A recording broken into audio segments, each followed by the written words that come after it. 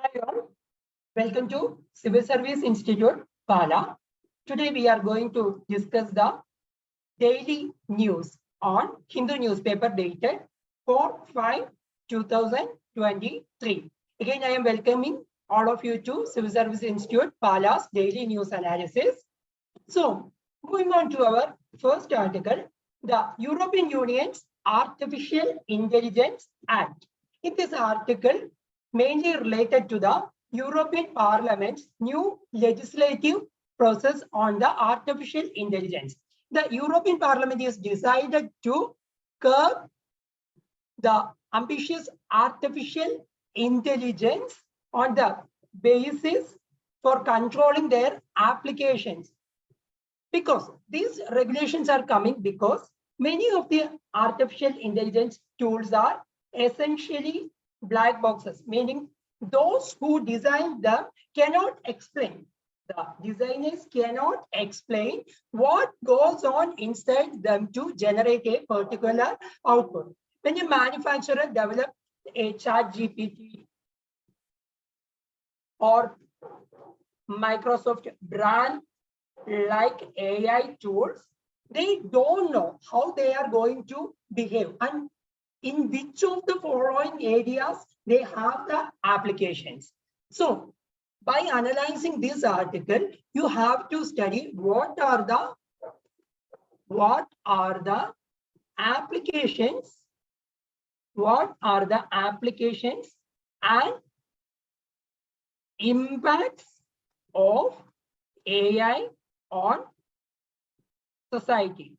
Also, you have to know about what are the challenges that AI is giving to our society. So in this manner, we have to analyze the article. So what do you mean by artificial intelligence? First of all, artificial intelligence means it's an emerging technology. It's an emerging technology that facilitates intelligence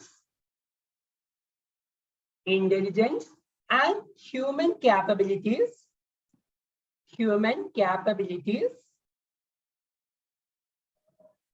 of some of sense, comprehend,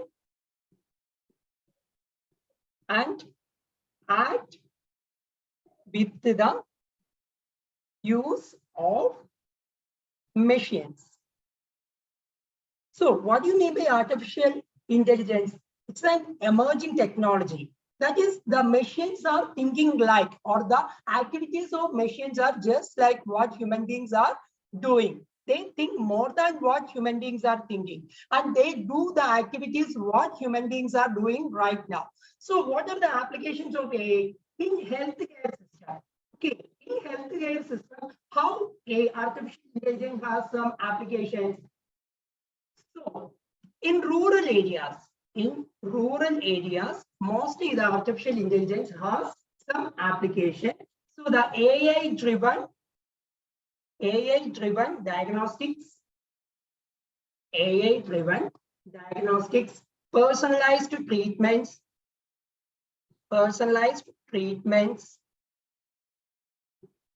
and early identification of pandemics, then imaging, that is, I think all of you have watched the movie 𝗘𝗏𝗏. In that movie, we can see that the robot which made by the actor seeing the newborn in the womb of the mother itself. So in that type, imaging diagnostics, it's to help to improve the treatment method. So in agriculture, we know that the whole world is facing some kind of food scarcity. So the demand prediction, then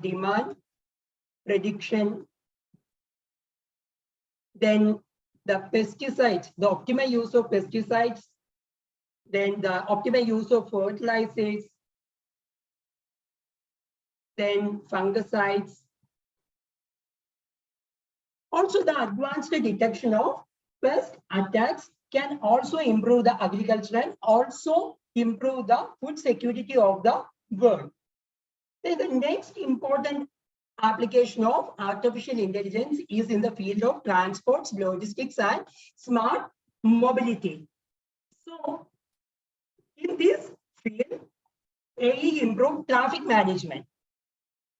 In Kerala, we all know that the artificial intelligence-based cameras are installed, and it is reducing the accidents, or it is giving automatically the penalties to the owners of who is doing some kind of or who is curbing or who is violating the traffic rules. The artificial intelligence camera automatically identifies the person and sending penalties to his account. So the traffic management, then autonomous and automatic tracking, then the delivery. All of you know that the Amazon, the e-commerce giant Amazon, delivering its products in front of the home by using drones is an example for this kind of application. Then the retail sector. All of you know that in Flipkart, if we are selecting for a shoe, we can customize the shoe brand and its size, etc. These are all applications of AI in the retail sector. Also in manufacturing, energy, smart city, education, and skilling, AI has its own applications. But as we know that always everything in the technology has other side also. The challenges about AI are its absence of collaborative effort between various stakeholders, because the implementing agencies, first of all, the makers of AI and the government don't have any kind of collaborative efforts. That's why the government is trying to curb the activities of AI and its makers. In this European Union's laws, we can see that kind of curbing efforts. Then the concerns on privacy. The European Union is also curbing they are going to curb these activities only because of considering the high risk of privacy violations. While installing the cameras in Kerala, most of the opposition leaders or the opposing parties against these AI cameras are saying that these cameras are stooping the privacy of women, because they don't, all of the people in and around the roads are stooped by these AI cameras on behalf of, some of them are violating the laws. So the AI system has some privacy and security threats to the data. Then the lack of sufficient talent to build and deploy AI systems at a scale. Of course, the lack of human resource which knows more technological advancements on the AI systems. Then difficulty in access to industry-specific data required to build customized platforms and solutions in now currently in the hands of a few major players. That's the very thing. That is, in developing countries like India and also the underdeveloped countries in Africa doesn't have any kind of access to these kind of artificial intelligence technologies. The developed countries and the developed giants who are producing these kind of artificial intelligence technologies. So there is a wide gap between the developed and the developed countries on behalf of these artificial intelligence usage. Then high cost and low availability of computing infrastructure, and also it takes more money on training and deployment of AI-based technologies. So if you all know that the implementation of cameras in Kerala roads take a huge sum of money, around 246 crores, which is equivalent to a satellites done by ISRO. So lack of AI awareness in resolving business-related issues in most of the public enterprises and government agencies has led to the scarcity of AI professionals in obstructing adoption. These are also a problem because the culmination of AI technologies within the system, that is in the government system, the governance system is lacking of these kind of professionals, so that the easy adoption is easy adoption is not available because due to the lack of these kind of AI advanced professionals.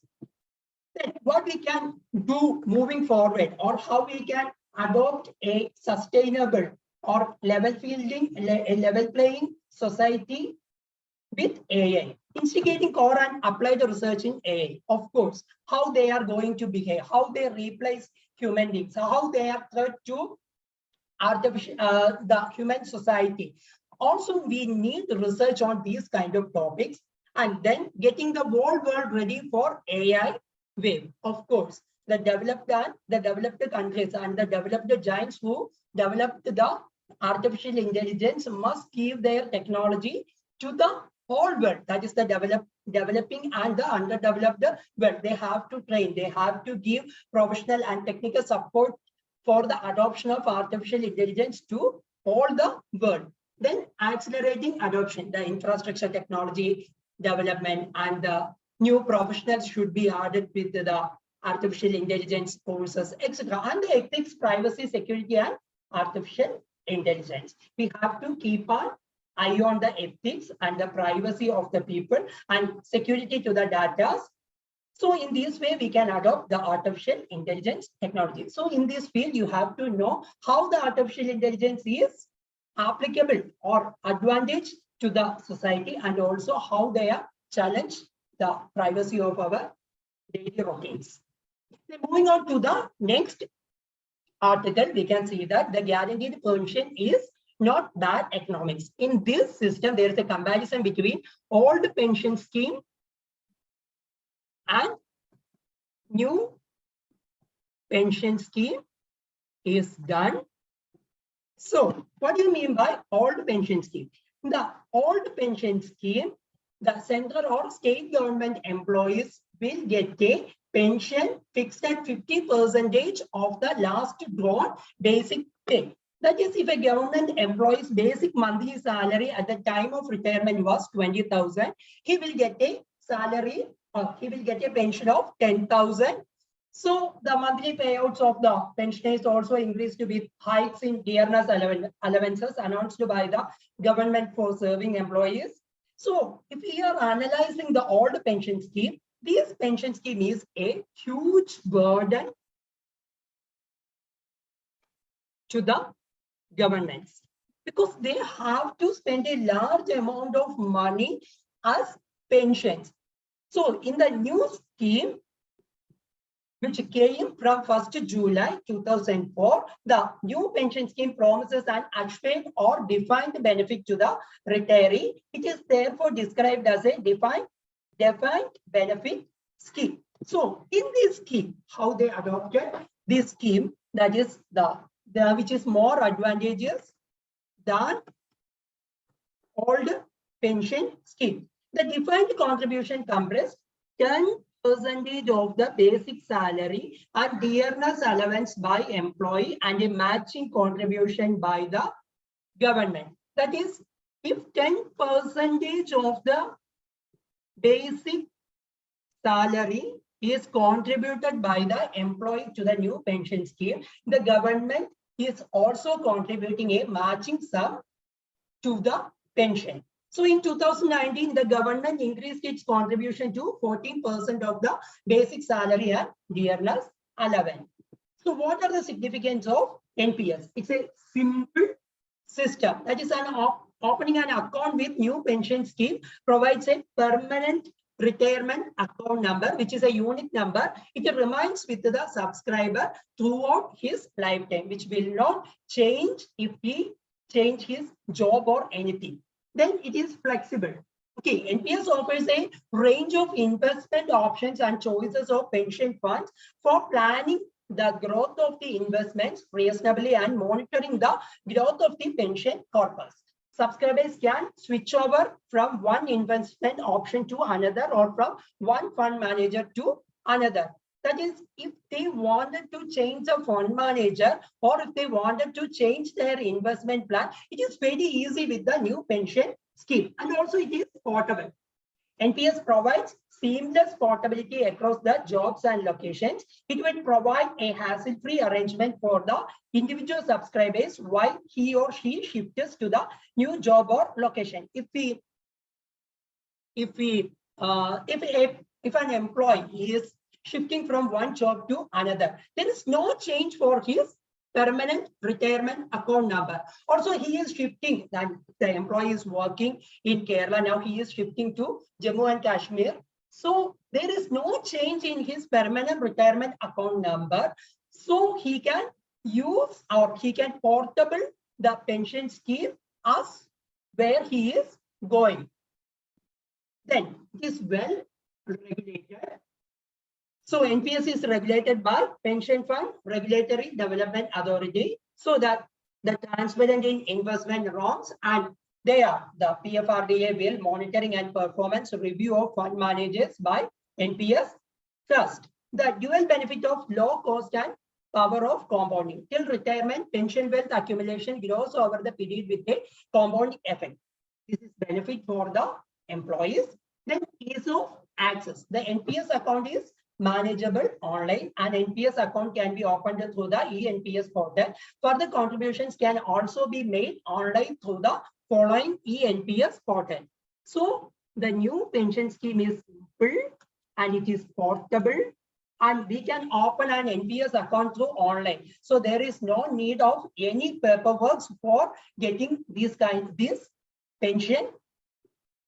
So these are the advantages of new pension scheme over the older pension scheme. So moving on to the next article, Waller and Persted, the world of special operations. All of you know that the Sudan is facing some kind of civil wars. Most of our diaspora or the Indian nationals are there. So we have to welcome or evacuate them from these war-torn areas. So the Indian government have launched Operation 𝗗𝗶𝗶𝘆 to rescue all of the Indian nationals from the war-torn Sudan. So the early rescue missions of India in abroad, some major rescue operations. This will help for your prelims examination. So the 𝗓𝗏𝗏𝗏 mission, by making a mission called 𝗓𝗏𝗏𝗏 mission, the Indian government taken its nationals who are all over that is the Indians spread over the world on the behalf of coronavirus outbreak, because all of the world is under lockdown, and most of our Indian nationals were there wherein most part of the world were affected due to this pandemic, and we have to take them safely back to Indian soil. So India government has launched the 𝗓𝗏𝗏𝗏 mission on behalf of coronavirus. Then the next mission, Operation 𝗓𝗏𝗄𝗀. Okay, Indian nurses were rescued from the clutches of Islamic State of Iraq and Syria. All of you know that the Islamic State take control of Syria. Most of our nurses were there, and the war-torn area make them unsecure. So the India government launched an operation called 𝗓𝗏𝗄𝗀 in 2014 and take 46 Indian nurses to India. Then the Operation 𝗓𝗏𝗏𝗏. The Operation 𝗓𝗏𝗏𝗏 was launched by Indian Navy and Indian Air Force to rescue Indians from Yemen during an military intervention by Saudi Arabia and its allies. That is, the Saudi Arabia launched a war on Yemen. Indians were there. So we have to take them back to the Indian soil. So the Indian government launched Operation 𝗓𝗏𝗏𝗏. Then the Operation 𝗬𝗏. It is related with Israel and Lebanon. Okay. So the Indian nationals who were there under the military conflict, so we have to take them securely to Indian soil. So the Indian government launched Operation 𝗬𝗏 in 2006. Then Operation 𝗖𝗶𝗃𝗀𝗃𝗀 to bring back Indian citizens stranded conflict on Libya. Then Operation 𝗦𝗲𝗿 on behalf of rescue operation by the Indian government for Nepal earthquake. Then Operation 𝗗𝗗𝗄𝗃 in the naval operation to evacuate 38 Indian nationals from Yemen's 𝗗𝗗𝗄𝗃 Island. Then the Operation 𝗬𝗏𝗔𝗐𝑑u to bring back Indian citizens from overseas during the COVID-19 pandemic. Then Operation 𝗤𝗍𝗄𝗃. It was launched to evacuation operation by the Indian Air Force to bring back Indian nationals from Afghanistan after the collapse of Islamic Republic of Afghanistan. Then the Operation 𝗐𝗍𝗄𝗃 in 2022 to bring back Indian citizens who are in Ukraine.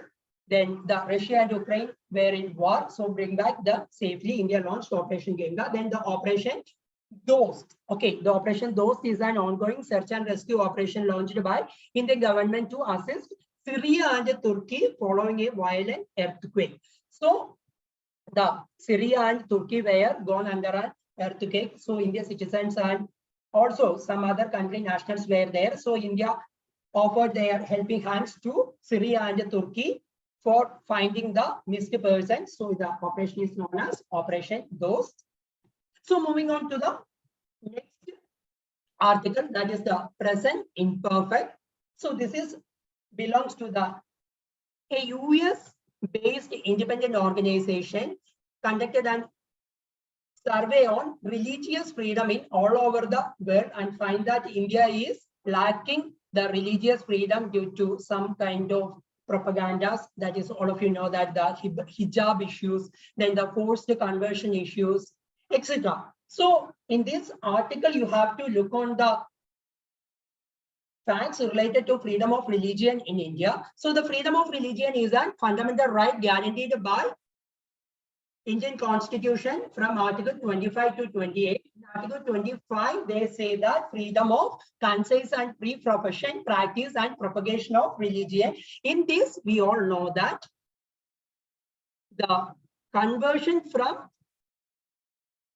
one religion to another by voluntarily is acceptable under Indian Constitution, but the forced conversion is prevented by Indian Constitution under Article 25. Then Article 26, all of you know that freedom to manage religious affairs, and Article 27, freedom as to payment of taxes for promotion of any religion.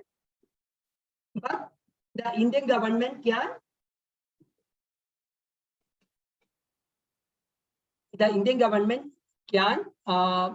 impose a fine, impose fines on that is there is no need to pay taxes, but they have to pay the fines. Okay, so Article 28, freedom as to attendance at religious instruction or religious worship in certain educational institutions. That is the then Article 29 and 30 of the Indian Constitution deals with the protection of interests of the minorities, that is the linguistic minorities and the religious minorities. The Constitution only saying about linguistic minorities and the religious minorities. So you have to look on the 𝗓𝗏𝗃𝗀, the Bible of Indian Vrutti. So you will get more on that. Then these are the important articles on 4th May 2023 in Hindu newspaper. You have to read the articles after hearing this analysis. So all the best, all.